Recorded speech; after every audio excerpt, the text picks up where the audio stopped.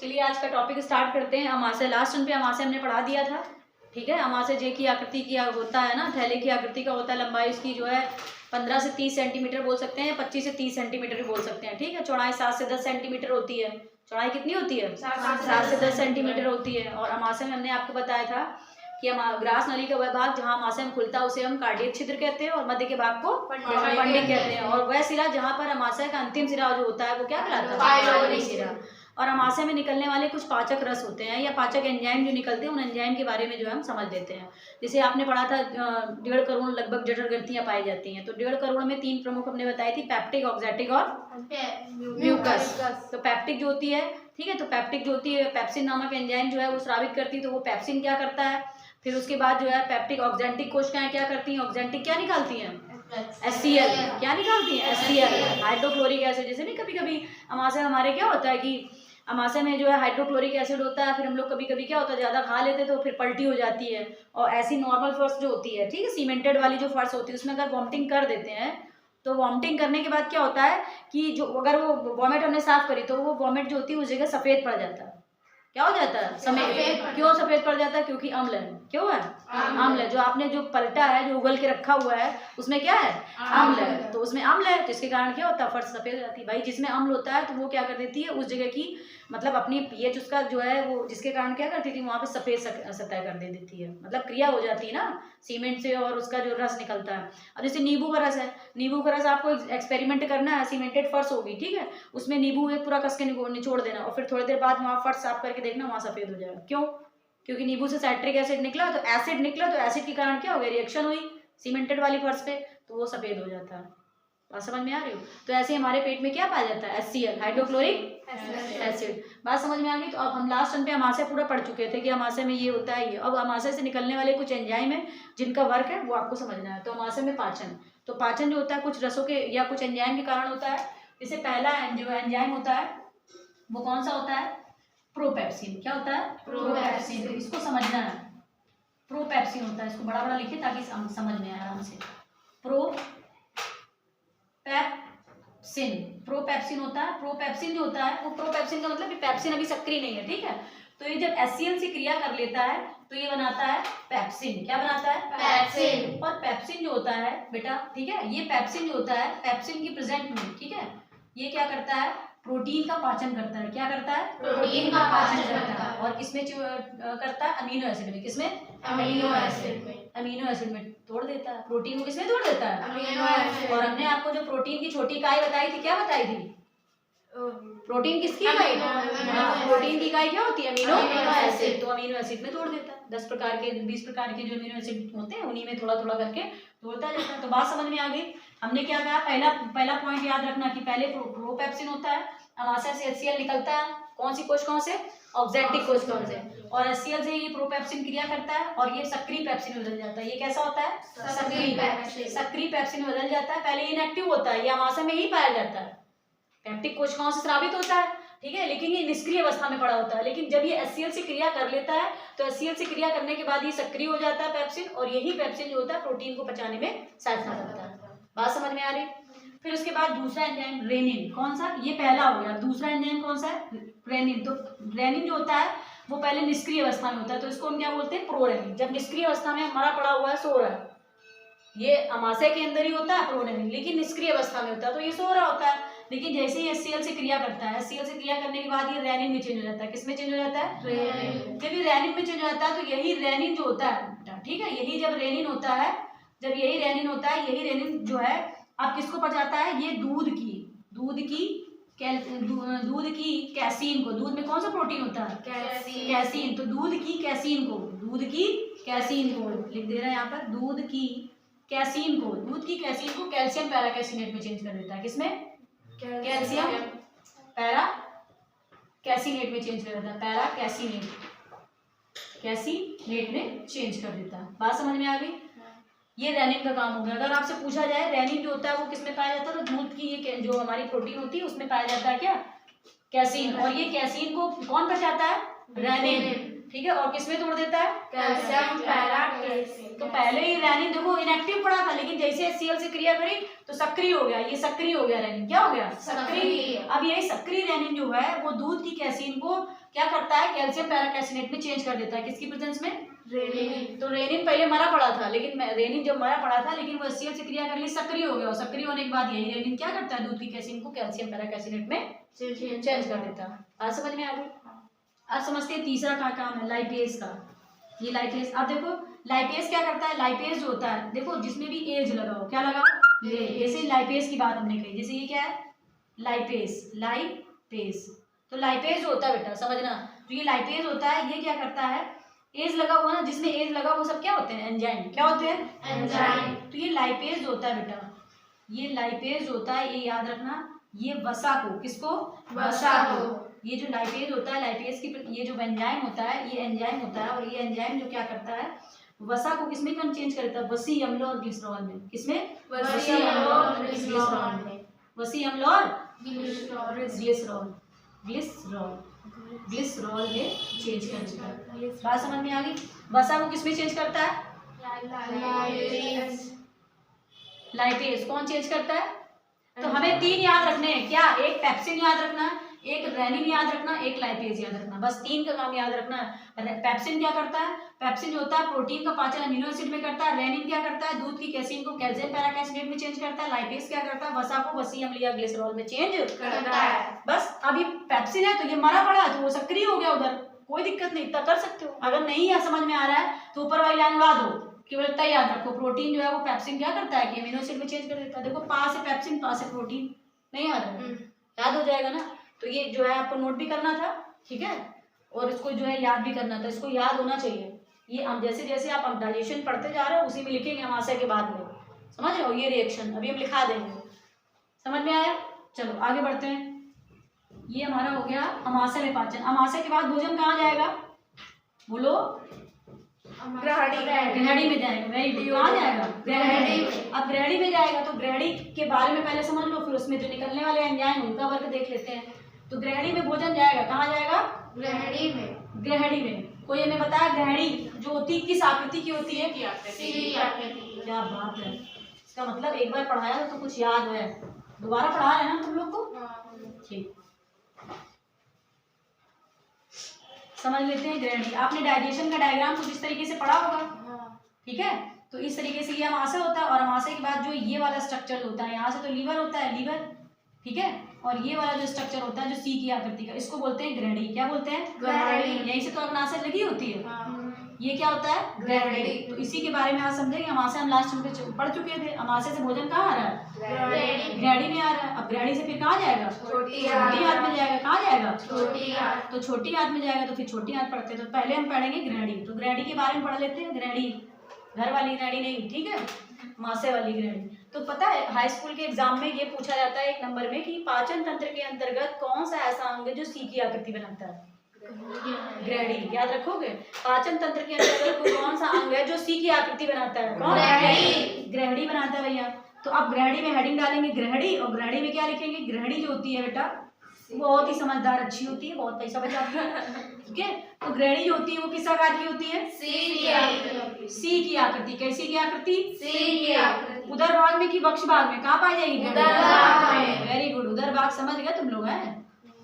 English में क्या कहते हैं? एब्डोमिनल। क्या कहते हैं? एब्डोमिनल। तो उदर भाग में पाई जाती है, सी की आकृति की होती है, और लंबाई कितनी होती है इसकी? 25 सेंटीमीटर। कितनी होती है? 25 सेंटीमीटर। देखो मुड़ी हुई आकृति है। तो इस ग्रहणी में क्या होता है? तो होता क्या है कि यहाँ ये यकृत है, यकृत के अंदर क्या होता है? पित्ताशय। तो पित्ताशय से पित्त नली, और अग्नाशय है तो अग्नाशय से अग्नाशय नली आकर इसमें खुलती है। क्या काम है?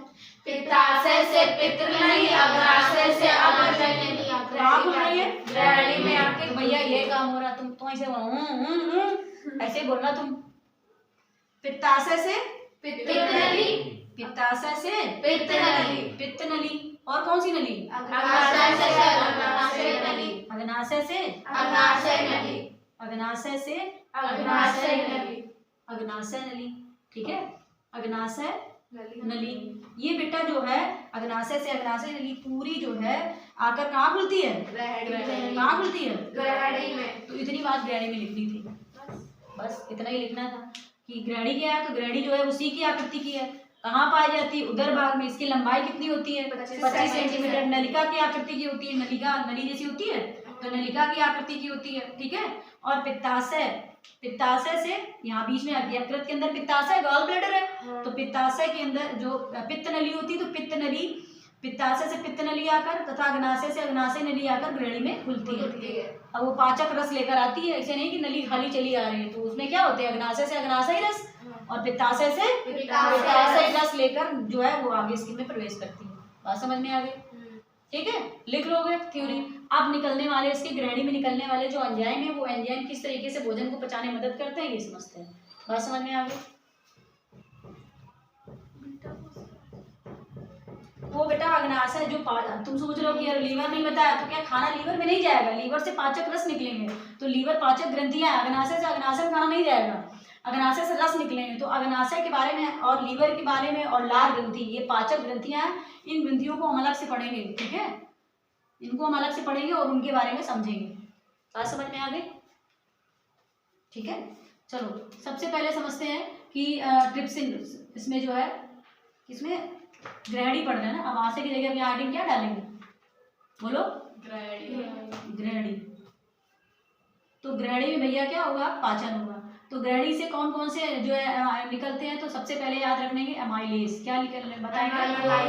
एमाइलेज, एज लगा है, वैसे इंग्लिश में ऐसे लिखते हैं एमाइलेज, ठीक है। तो ये एज लगा हुआ है ना, तो जिसमें एज लगा वो एंजाइम होते हैं। क्या होते हैं? एंजाइम, ठीक है। तो एमाइलेज क्या करता है? ये भोजन में, ये जो भोजन में कार्बोहाइड्रेट होती है, ठीक है, उसको ग्लूकोज या माल्टोज में चेंज करता है। किसमें चेंज करता है? ग्लूकोज या माल्टोज। हिंदी में लिख दे रहा है, ठीक है, ग्लूकोज या माल्टोज, ग्लूकोज या माल्टोज में चेंज करता है। हाँ, समझ में आ गई? ग्लूकोज या माल्टोज। किसको? शर्करा को। किसको? शर्करा को। अब वो शर्करा कैसी भी हो सकती है? डाई हाइब्रिड भी हो सकती है, मोनो मतलब मोनो हाइब्रिड तो ऑलरेडी है ना, डाई हाइब्रिड हो सकती है या पॉलीसेकेराइड भी हो सकती है। तो शर्करा को किसमें चेंज करता है? ग्लूकोज या माल्टोज नहीं, माल्टोज। क्या होता है? माल्टोज। ग्लूकोज या माल्टोज। अब जैसे ट्रिप्सिन की बात करें, दूसरा trypsin.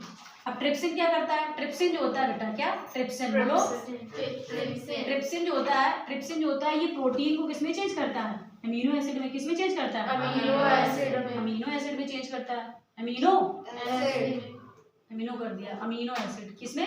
Amino amino acid, amino acid में चेंज करता है। बात याद हो रही है? हाँ। फिर उसके बाद थर्ड लाइपेज। अभी लाइपेज पीछे पड़ा है, बताओ तो जरा, लाइपेज किसको का चेंज करता है? वसा को। जो हमारे खा पी के, जो हम लोगों ने एकदम ऑयली फूड खाया है, मिर्चा पकौड़ा खाया है, ठीक है, जो हमने तेल की चीजें, पकौड़े वकौड़ी, जो जफोड़ी सब खाई, वो सब क्या है? वो पूरा फैट है, ठीक है, वो फैटी चीजें हैं। तो उसको किसमें चेंज करता है? वसी अम्ल और बोलो ग्लिसरॉल। किसमें चेंज करता है? ग्लिसरॉल में। बात समझ में आ गई? तो ये तीन एंजाइम आपको यहाँ याद रखने। उधर आपको याद रखना कौन कौन सा? Pepsin, rennin, lipase. यहाँ कौन कौन से याद रखने? Trypsin, lipase. कहाँ से निकले? ग्रहणी से। एमाइलेज किसको पचा रहा है? शर्करा को ग्लूकोज या माल्टोज। अब वो शर्करा आपकी डाईहाइब्रिड भी हो सकती है, ठीक है, ट्राईहाइब्रिड भी हो सकती है। तो आप समझ रहे हो ना? तो इस तरीके जो है, जो भी शर्करा है उसको ग्लूकोज माल्टोज में चेंज करती है। वो जो प्रोटीन होती है वो ट्रिप्सिन, अमीनो एसिड में। वसा जो होती है वो लाइपेज एंजाइम जो है वसी अम्ल ग्लिसरॉल। किसको किसको याद हो गया?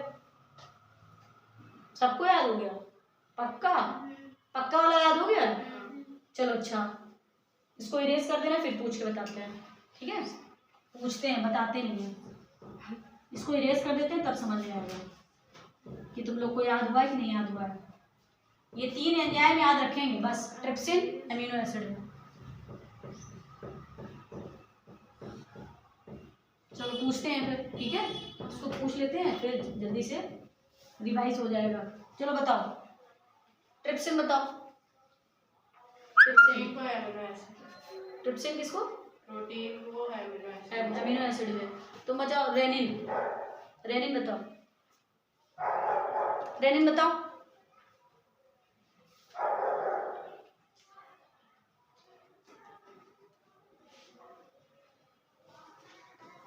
लास्ट चल नाम नहीं आता वो तो लिख रहा था। ये तो पता है दूध के कैल्शियम को कैल्शियम पैरिक एसिड में, वेरी गुड। दूध की कैसीन को कैल्शियम पैरिक एसिड में चेंज कर देते हैं। चलो अब आगे बढ़ते हैं हम लोग, कौन सा, अब हम लोग आगे बढ़ते हैं छोटी आंत। क्या पढ़ते हैं? छोटी आंत। तो छोटी आंत समझ लो भैया, छोटी आंत में पाचन। तो पहले छोटी आंत पहले समझ लो, छोटी आंत क्या है उसके बारे में लिखोगे, छोटी आंत। तो पहले छोटी आंत हेडिंग डालोगे, फिर बाद में पाचन डालना, ठीक है। पहले छोटी आंत, तो छोटी आंत जैसे अभी हमने ग्रैडी पढ़ा, फिर ग्रैडी में पाचन, है ना। तो अब जो है छोटी आंत पहले हेडिंग डालेंगे, फिर उसके बाद छोटी आंत में पाचन। तो छोटी आंत के बारे में समझ लें। अभी हमने आपको डायग्राम बताया इस तरीके का, बताया कि नहीं बताया, ठीक है। तो इस तरीके से यहाँ से तो लीवर होता है, ठीक है, और फिर यहाँ से जो है ग्रैडी निकलती है। क्या निकलती है? ग्रैडी। फिर यहाँ से अग्नाशय, और फिर यहाँ पर क्या आती है?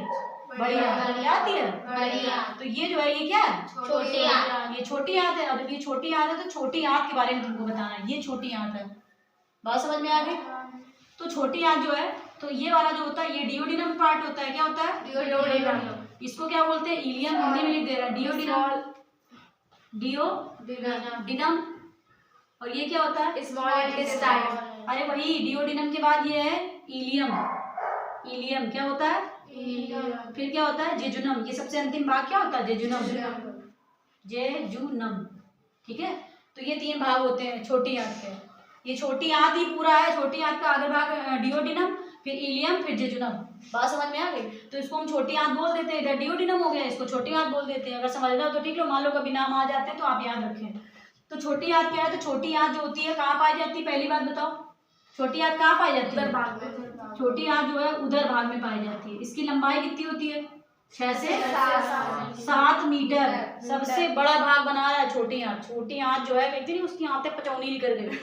आंतें पचौनी निकल गई का मतलब क्या होता है? उसकी आंतें जो होती हैं वो एकदम, जैसे मार्कर आपको दिख रहा है, इस मार्कर के शेप की, ठीक है, ऐसी आंत होती है। एक बार हमने रास्ते में देखा था पिल्ला को, उसकी आंतें ऐसी निकली, उसको जितना शरीर नहीं, जब उसकी आंतें से फट जाती है ना, तो इसे जब बड़ी आंत खुल जाती है, एक्सीडेंट वगैरह हो जाता है, तो पूरी आंतें इसे बाहर निकल आती है ढेर सारी। जैसे रस्सी ना फोल्ड ढेर रखी हो, समझ रहे हो ना मेरी बात? कभी देखी आंतें किसी की निकली हुई?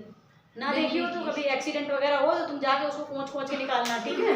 तो उसकी आंतें तुम देखना, जितना शरीर नहीं उतनी बड़ी उसकी आंतें, लेकिन वो दबी होती हैं। कैसी होती हैं? दबी होती। अब जैसे ये है सॉफ्ट तरीके से है, जैसे बलून है, उसको मतलब सॉफ्ट तरीके से उसको दबा दो, समझ रहे हो ना मेरी? बलून में तो खैर एयर होता है जिसकी वजह से वो दबती नहीं है, मतलब इसी तरीके से होती है, मांस की होती है। उनको दबा दो, तो दबा दो तो वो जो है एकदम अंदर एकदम मुड़ी हुई संरचना में होती हैं। तो उधर भाग में होती है, लेकिन कैसी होती? कुंडलित अवस्था में। कैसी? कुंडलित अवस्था। कौन?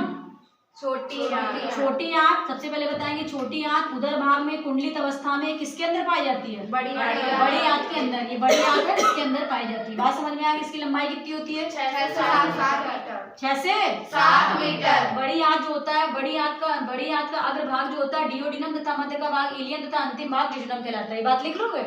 लिखा देंगे हम, ठीक है। अब उसके बाद क्या है? छोटी आंत जो होती है, तो छोटी आंत में उंगली के समान संरचनाएं पाई जाती हैं छोटी आंत में। तो जो जिसे हम क्या कहते हैं? रसांकुर कहते हैं। क्या कहते हैं? रसांकुर, या इसी को विलाई बोलते हैं। क्या बोलते हैं? विलाई बोलते हैं। या उंगली के समान संरचना होती है आंत में, ऐसे पाई जाती है। तो भोजन को क्या करती है? पाचन, मतलब भोजन को एकदम महीन बना देती है। तो छोटी आंत में भोजन का सबसे ज्यादा अत्यधिक मात्रा में पाचन होता है। सबसे ज्यादा भोजन का पाचन कहाँ होता है? छोटी आंत में। तो भोजन जो होता है क्या होता है? इन रसांकुर या विलाई के माध्यम से जो होता है भोजन छोटे छोटे महीन कणों में टूट जाता है। बात समझ में आ गई? नहीं समझ में आई?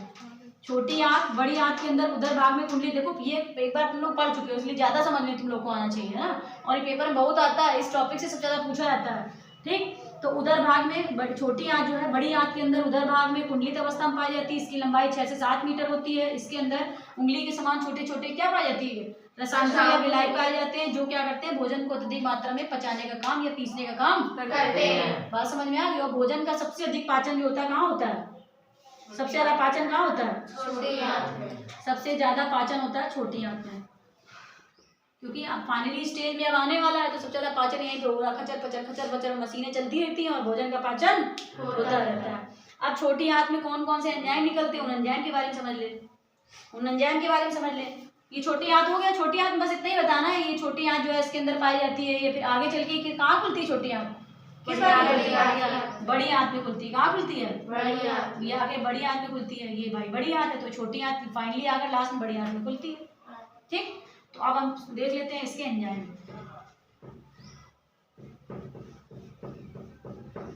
इसके एंजाइम और देख ले। इरेज करने में बड़ा टाइम लगता है भाई, बड़ी मेहनत लगती है।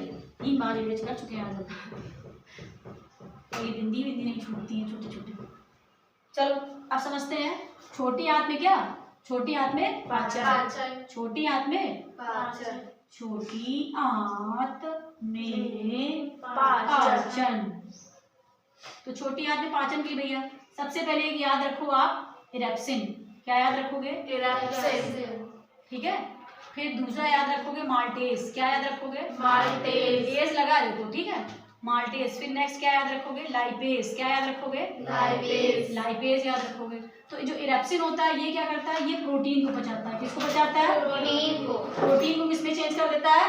Amino acid. ठीक है, माल्टोज जो होता है वो कौन सी शुगर को पचाता है? माल्टोज को। माल्टोज को, ये माल्टोज शुगर है। कौन सी शुगर है? Maltose sugar. माल्टोज शुगर को किसमें पचाता है? ग्लूकोज में। किसमें? ग्लूकोज। माल्टोज शुगर जो होती है डाईहाइब्रिड होती है, डाइसैकेराइड होती है, और ग्लूकोज क्या होती है? मोनोसैकेराइड होती है। तो माल्टोज को कौन पचा रहा है? माल्टेज। किसमें चेंज कर रहा है? ग्लूकोज। अब ये वसा को कौन चेंज कर रहा है? लाइपेज। किसमें? वसीयम। ये तो याद है हो गया होगा, वसी अम्ल और ग्लिसरॉल। अब याद हो गया। बस इतना याद रखना है छोटी आंत में पाचन। छोटी आंत में याद हो गया। क्या छोटी आंत में था? फिर से देखिए, छोटी आंत हमने पढ़ा, छोटी आंत उदर भाग में पाई जाती है। ठीक है, कुंडलित अवस्था में बड़ी आंत के अंदर होती है। छोटी आंत की लंबाई 6 से 7 मीटर होती है, सबसे अधिक भाग बनाती है पूरी पाचन तंत्र के अंतर्गत। ठीक है, और छोटी आंत जो होती है वो आगे चलकर बड़ी आंत में खुलती है। छोटी आंत में उंगली के समान रसांकुर पाए जाते हैं जो भोजन का अधिक मात्रा में पाचन करते हैं। बात समझ में आ गई? रट गया ना बिल्कुल? फिर उसके बाद आप बता देंगे कि निकलने वाले कौन कौन से एंजाइम है। तो इरेप्सिन, माल्टोज और लाइपेज। तो इरेप्सिन क्या करता है? प्रोटीन। आपने सबसे पहले अमाशय में कौन सा प्रोटीन बताओ था? तो किसका प्रोटीन पाचन करता है? पेप्सिन। पेप्सिन करता था अमाशय में। अगर हम ग्रहणी में बात करें तो ग्रहणी में कौन पचा रहा है प्रोटीन को? ट्रिप्सिन। ट्रिप्सिन पचा रहा था। और यहाँ कौन पचा रहा है? इरेप्सिन। देखो सब में इन लगा है, उधर पेप्सिन, ट्रिप्सिन और इरेप्सिन। समझ पा रहे हो ना? स्टार्टिंग से पढ़ते आ रहे तो पेप्सिन, इरेप्सिन, यहाँ पर समझ गया ना? तो प्रोटीन को पचाने के लिए इरेप्सिन नामक ये कहाँ से? छोटी आंत से निकल रहा है इरेप्सिन। और इरेप्सिन जो है वो क्या करता है? प्रोटीन को अमीनो एसिड में चेंज कर देती है। जितने एंजाइम है सब कहाँ निकल रहे हैं? छोटी आंत में। छोटी आंत में निकल रहे हैं और भोजन को लगातार पचाते चले जा रहे हैं। बात समझ में आ रही है? हमने आपको पहले से सारी शर्कराएं पढ़ा दी थी, मोनोहाइब्रिड, डाईहाइब्रिड, ठीक है, और पॉलीसैकेराइड। तो आज के लिए आशा करते हैं समझ में आ गया होगा। ठीक है, इतना ही रखते हैं आज के लिए। धन्यवाद।